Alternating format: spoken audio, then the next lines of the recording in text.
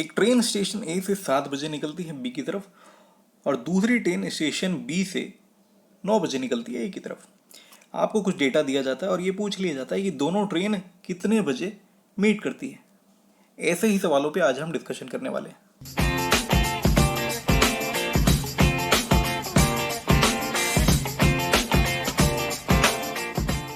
Hello friends, welcome to learn with Aditya YouTube channel.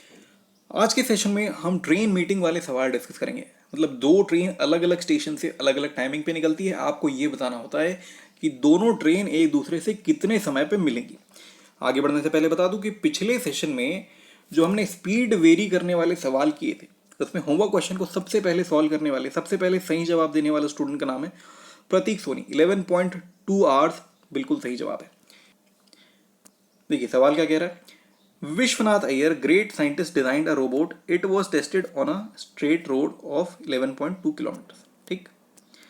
Since robot work completely on battery, its speed decreases after each trip by 200 metre per hour. देखिए ये जो 200 metres per hour है, इसे आपको convert करना पड़ेगा 0.2 kilometres per hour में। It was found robot took 1 hour more in second trip. देखिए कह रहा है कि स्पीड रिड्यूस हो रही है, तो स्पीड अगर रिड्यूस हो रही है तो ऑब्वियस सी बात है कि टाइम बढ़ेगा, क्योंकि डिस्टेंस तो सेम है, 11.2 किलोमीटर ही कवर करना है उसे हर ट्रिप में। What would be the time taken by the robot to complete the fourth trip. और आपसे सवाल ये पूछ लिया गया है कि फोर्थ ट्रिप कंप्लीट करने में रोबोट को कितना समय लगेगा। तो मैं ये इक्वेशन लिख सकता हूँ कि s into t is equal to 11.2, क्योंकि ये टोटल डिस्टेंस है। और सेकेंड ट्रिप में जो मुझे डेटा मिला कि भाई स्पीड 0.2 किलोमीटर पर आवर से रिड्यूस हो गई और टाइम 1 आवर से इंक्रीज हो गया, तो इसे भी मल्टीप्लाई करने से मुझे 11.2 ही मिलेगा, क्योंकि distance is constant, distance constant है। तो स्पीड कुछ भी हो और टाइम कुछ भी हो, दोनों का मल्टीप्लीकेशन, दोनों का प्रोडक्ट डिस्टेंस के बराबर आएगा। ठीक। पिछले सेशन में जो कॉन्सेप्ट हमने डिस्कस किया था कि भाई स्पीड का रेशियो जो होता है और जो टाइम का रेशियो होता है, उसको इक्वेट करके आप एक वेरिएबल निकाल सकते हैं। तो यहाँ पे एक वेरिएबल जो मेरे लिए बहुत बेनिफिशियल है, वो मैं क्या निकालूंगा कि भाई स्पीड की जगह पे मैं टाइम ले लूंगा। तो मुझे इक्वेशन क्या मिलेगा, 0.2 t into t plus 1 is equal to 11.2। अब अगर किसी को ये चीज़ समझ में नहीं आ रही है कि 0.2 टी ये चीज़ कहाँ से आई, तो आप पिछला सेशन देखिए, क्योंकि उसमें हमने ये चीज़ बड़ी अच्छे से डिस्कस किया है। अब इस 0.2 टी को यहाँ पे लेके आ जाइए तो ये इंटू 5 हो जाएगा। तो इस इक्वेशन को मैं कैसे लिख सकता हूँ कि t into t plus 1 is equal to 56। इतनी चीज़ देख के आप मुझे आसानी से t की वैल्यू बता सकते हैं। भाई ऐसी दो वैल्यू बताइए जिनके बीच में 1 का डिफरेंस हो और जिन्हें मल्टीप्लाई करने से 56 आता है। t इज इक्वल टू 7 आप इजीली बता देंगे। अगर t इज इक्वल टू 7 है तो यहाँ पे आप t की वैल्यू 7 पुट करेंगे तो 11.2 से डिवाइड करने पे आपको s की वैल्यू मिल जाएगी। देखिए पहले ट्रिप के लिए स्पीड आ गया 1.6 किलोमीटर पर आवर, टाइम लग गया 7 आवर। ठीक। अब उसमें 0.2 किलोमीटर पर आवर रिड्यूस हो गया, तो ये हो गया 1.4 kilometre per hour. 1.4 kilometre per hour होता है तो टाइम लगता है 8 आवर। ठीक। आपसे ये पूछा जा रहा है कि फोर्थ ट्रिप में कितना टाइम लगेगा।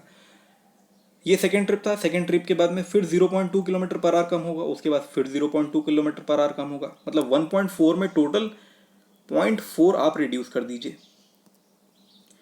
तो फाइनली फोर्थ ट्रिप में स्पीड कितनी होगी, 1 किलोमीटर पर आवर। अगर स्पीड 1 किलोमीटर पर आवर है तो 11.2 किलोमीटर को कवर करने में 11.2 आवर लगेंगे। आपका आंसर होगा 11.2 आवर। समझ में आई बात। मुझे उम्मीद है ये कॉन्सेप्ट आपको समझ में आएगा कि किस तरीके से हमने चीज़ें सॉल्व की। कोई भी लंबा चौड़ा कैलकुलेशन है, क्वाड्रेटिक बनाने की ज़रूरत नहीं है, आप चीज़ें बहुत आसानी से कर सकते हैं। ये मेथड आप फॉलो कीजिए, कई क्वेश्चन इसमें ट्राई करके देखिए। अगर कहीं भी कोई डाउट आता है तो नीचे कमेंट करके मुझसे पूछेगा। बढ़ते हैं आज के सवाल की तरफ। देखिए आज का सवाल ट्रेन मीटिंग वाला क्वेश्चन है। सवाल क्या कह रहा है, देखिए train A start from station X towards Y at 7 AM and reaches Y at 11 AM। मतलब ट्रेन ए 7 बजे एक्स से चलना शुरू करती है और वाई पहुंचती है 11 बजे। टोटल उसे कितना समय लगता है, 4 घंटे। Train B start from Y towards X at 8:30 AM and reaches Y at 12 PM। मतलब ट्रेन बी वाई से चलना शुरू करती है 8:30 बजे और 12 बजे एक्स पे पहुंच जाती है। तो टोटल सेम डिस्टेंस ट्रेवल करने के लिए इसे कितना समय लगता है, 3.5 घंटे लगता है। क्या ये चीज़ आपको समझ में आई। आपसे ये पूछा गया है कि find the time when both the train will meet each other. आपको वो समय निकालना है जब दोनों ट्रेन एक दूसरे से मिलती है। ऐसे सवालों को सॉल्व करने का बड़ा ही सिंपल सा तरीका ये होता है कि आपको क्वेश्चन को वहां से देखना शुरू करना है जब दोनों ट्रेनें एक दूसरे की तरफ बढ़ना शुरू करती है। और वो टाइम कब है? 8:30 बजे का। तो 8:30 बजे से हम पूरी पिक्चर लेके शुरू करेंगे। देखिए, सबसे पहले मैं आपको एक पिक्टोरियल रिप्रेजेंटेशन दिखाता हूँ। मान लीजिए कि ये स्टेशन एक्स है और ये स्टेशन वाई है। 7 बजे ट्रेन ए यहाँ पे कहीं खड़ी होगी, तो 8:30 बजे ट्रेन ए कहाँ पहुँच गई होगी भाई? मान लीजिए कुछ यहाँ पे पहुँच गई होगी और ट्रेन बी यहाँ पे आ गई होगी, और दोनों एक दूसरे की तरफ मूव करना बस अब चालू ही करने वाले हैं। कितने बजे? 8:30 बजे। ठीक, ट्रेन ए और ट्रेन बी की पोजीशन आपको दिख रही है। ट्रेन ए एक्स से कुछ आगे आ चुका है। कितना आगे आ चुका है उसके बारे में हमें सोचने की जरूरत नहीं है, क्योंकि वो हमारे क्वेश्चन के लिए रिलेवेंट नहीं है। ठीक है, आप इतना मान लो कि भाई ए और बी के बीच में भी दूरी कितनी है? डी डिस्टेंस है, डी किलोमीटर्स मान लीजिए, कुछ भी मान लीजिए, डी डिस्टेंस हम मान के चलते हैं। ठीक है, अब आप ये देखिए कि इस डिस्टेंस को कवर करने के लिए ट्रेन ए के पास में कितना टाइम है? ट्रेन ए 7 बजे निकलता है तो 11 बजे तक यहाँ पे पहुँच जाता है। 11 बजे इसको पहुँचना है, अभी बज रहा है 8:30। 8:30 से 11 मतलब इसके पास अभी 2.5 आवर्स हैं। मतलब ट्रेन ए को डी डिस्टेंस कवर करने के लिए 2.5 घंटे मिल रहे हैं। समझ में आई बात? अब आप ये देखिए कि ट्रेन ए और बी दोनों एक दूसरे की तरफ आ रहे हैं। ठीक, ट्रेन ए को इतना डिस्टेंस कवर करने में 4 घंटा लगता है, ट्रेन बी को सेम डिस्टेंस कवर करने में 3.5 घंटा लगता है। इसका मतलब क्या हो गया कि टाइम का रेशियो क्या है इनके बीच में? टाइम का रेशियो है 8:7। अगर टाइम का रेशियो 8:7 है तो स्पीड का रेशियो इसका इनवर्सली प्रोपोर्शनल होगा। इसका मतलब स्पीड का रेशियो होगा 7:8। स्पीड का रेशियो अगर 7:8 है तो डिस्टेंस कवर्ड भी स्पीड के रेशियो में ही होगा। समझ में आई बात? मतलब अगर टोटल डिस्टेंस डी है और दोनों एक दूसरे की तरफ बढ़ रहे हैं, तो जब वो कहीं पे मीट करेंगे तो ट्रेन ए ने 7/15 पोर्शन कवर किया होगा, ट्रेन बी ने 8/15 पोर्शन कवर किया होगा। क्या ये चीज़ आपको समझ में आई? पूरा डिस्टेंस को मैं अभी 15 यूनिट्स मान लेता हूँ। 7 + 8 15 यूनिट्स।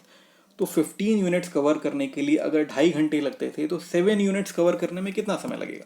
भाई सीधी सी बात है, 2.5 × 7/15 कर लेंगे, आपका आंसर आएगा 1/6। मतलब 1 घंटे और 10 मिनट। हमने पिक्चर कहाँ से शुरू की थी? 8:30 से देखना शुरू किया था। 8:30 के बाद 1 घंटे 10 मिनट में दोनों ट्रेन एक दूसरे से मिल जाएंगी। मतलब 1 और 10 यहाँ पे आप ऐड कर दीजिए, आपको आंसर क्या मिलेगा? 9:40 इनका मीटिंग टाइम होने वाला है। क्या ये चीज़ आपको समझ में आई? कितना इजी होता है अगर आप चीज़ों को थोड़ा सा डिफरेंट अप्रोच से सॉल्व करें। आपको बस ये देखना है कि दोनों ट्रेनें जब एक दूसरे से मिलना शुरू करती हैं, एक दूसरे की तरफ बढ़ना शुरू करती है, वहाँ से आप क्वेश्चन को देखना शुरू कीजिए। अननेसेसरली ये वाला जो पोर्शन है इसमें आप अपना दिमाग मत लगाइए। कई लोग ये कैलकुलेट करते हैं कि इतना डिस्टेंस कितना हुआ, फिर उसके बाद जो बचा हुआ डिस्टेंस, वो सब कैलकुलेट करने की ज़रूरत इसलिए नहीं है क्योंकि क्वेश्चन जो आपसे पूछ रहा है उसका इससे कोई रेलेवेंस ही नहीं है। समझ में आई बात? तो स्मार्ट अप्रोच यही होता है कि जो चीज़ पूछी जा रही है सिर्फ उस पर दिमाग लगाओ, बाकी चीज़ों को कैलकुलेट करने की ज़रूरत नहीं है। मुझे उम्मीद है ये अप्रोच आपको समझ में आएगी। अगर वीडियो अच्छा लगे तो इसे लाइक कीजिएगा। आपके लिए एक होमवर्क क्वेश्चन भी है। अगर ये अप्रोच आपको क्लियर हुई तो मुझे उम्मीद है कि ये होमवर्क क्वेश्चन आपसे ज़रूर बनेगा। अगर ये सवाल बनता है तो कमेंट करके अपना आंसर ज़रूर बताइएगा कि आपका आंसर क्या आ रहा है। सही और गलत की चिंता छोड़ दीजिए, आपको सिर्फ ये करना है कि जो भी आपका आंसर आता है नीचे कमेंट कर दीजिए। फिर मिलते हैं आपसे अगली वीडियो में। एक और चीज़ आपको बोल दूं कि अगर आप चैनल पे नए हैं तो एक बार सब्सक्राइब ज़रूर कर लीजिएगा और बेल आइकन प्रेस कर लीजिएगा, ताकि आगे आने वाले जितने भी वीडियोज़ हैं उसकी नोटिफिकेशन आपको सबसे पहले मिल जाए। धन्यवाद।